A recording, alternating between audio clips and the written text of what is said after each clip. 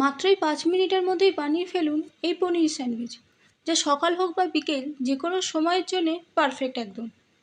প্রথমে এই বলের মধ্যে এই পনিরটাকে আমরা ম্যাশড করে নেব। এবার এই ম্যাশড করা পনিরের মধ্যে দিয়ে দিচ্ছি শসা কুচি 2 চামচের মতন, দিয়ে দিচ্ছি পেঁয়াজ কুচি 2 চামচের মতন, গ্রেট করা গাজর আর কুচনো টমেটো,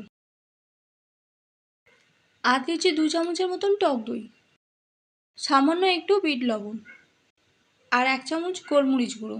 এবার সম্পূর্ণ উপকরণটাকে খুব ভালো করে মাখিয়ে নেবো আমরা। মিশ্রণটা আমাদের রেডি। এবার আমরা পাউরুটিগুলো কেটে নিই। এই পাউরুটির এই ধারগুলোকে আমরা কেটে বাদ দিয়ে দেবো।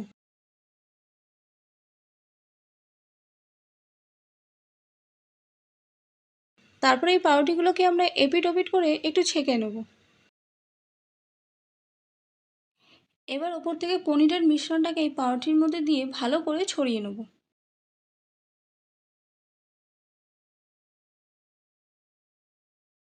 এবার ওপর থেকে দিয়ে দিচ্ছি পনিরের টুকরো, একদম পাতলা করে কেটে নিয়েছিলাম। আবারও ওপর থেকে পাউরুটি দিয়ে আমরা হালকা করে চেপে দেবো। তারপর এটাকে আমরা মাঝখান থেকে টুকরো করে নেব।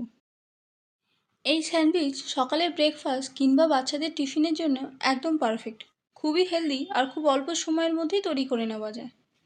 আর রেসিপিটি ভালো লাগলে অবশ্যই লাইক করে চ্যানেলটিকে সাবস্ক্রাইব করে নেবেন।